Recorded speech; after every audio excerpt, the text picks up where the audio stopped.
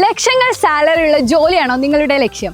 Nymphs is your gateway. Nims CA college ഒരുക്കുന്ന scholarship exam വഴി സൗജന്യമായി കോഴ്സ് പൂർത്തിയാക്കാനും നിങ്ങൾക്ക് അവസരമുണ്ട്. തിരുവേഗപ്പുറ തൂതപ്പുഴയിൽ ഒഴുക്കിൽപ്പെട്ട തിരുവേഗപ്പുറ സ്വദേശി ശിവദാസന്റെ മൃതദേഹം കണ്ടെത്തി. ഭാരതപ്പുഴയിലെ പേരശ്ശന്നൂർ ഭാഗത്തു നിന്നുമാണ് മൃതദേഹം ലഭിച്ചത്. ശനിയാഴ്ച രാവിലെ 10 മണിയോടെയാണ് തിരുവേഗപ്പുറ അമ്പലവട്ടം കടവിൽ കുളിക്കാനിറങ്ങി ഒഴുക്കിൽപ്പെട്ട് തിരുവേഗപ്പുറ തോട്ടത്തിൽ ശിവദാസനെ കാണാതായത്. 46 വയസ്സാണ്.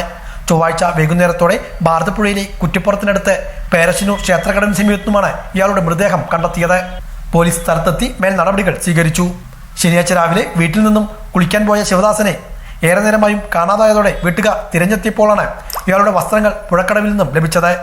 തുടർന്ന് ഒഴുക്കിൽപ്പെട്ടതാകുമെന്ന നിഗമനത്തിലായിരുന്നു ഉണ്ടായിരുന്നത്. ഷൊർണൂർ, പട്ടാമ്പി, കുന്നംകുളം, പെരിന്തമണ്ണ എന്നിവിടങ്ങളിൽ നിന്നുള്ള അഗ്നിശമന സേനാ യൂണിറ്റ്, സ്കൂബ ടീം, മുങ്ങൽ വിദഗ്ധർ, സിവിൽ ഡിഫൻസ് അംഗങ്ങൾ ഉൾപ്പെടെയുള്ളവർ പുഴയിൽ പരിശോധനയും ആരംഭിക്കുകയായിരുന്നു. മഴയും ശക്തമായ കുത്തൊഴുക്കും തിരച്ചിൽ പ്രവർത്തനങ്ങളെ ചെറിയ തോതിൽ ബാധിച്ചിരുന്നു. കഴിഞ്ഞ 3 ദിവസങ്ങളായും പുഴയിൽ തിരച്ചിൽ നടത്തിവരികയായിരുന്നു. ചൊവ്വാഴ്ച നടത്തിയ തിരച്ചിലിനൊടുവിലാണ് പേരശ്ശന്നൂർ ദുർഗാദേവി ക്ഷേത്ര കടവിന് സമീപത്തു നിന്നും മൃതദേഹം കണ്ടെത്തിയത്. പരേതരായ ശങ്കരൻകുട്ടി നായരുടെയും കല്യാണിക്കുട്ടിയമ്മയുടെയും മകനാണ് ശിവദാസൻ. മണികണ്ഠൻ, ശൈലജ എന്നിവർ സഹോദരങ്ങളാണ്.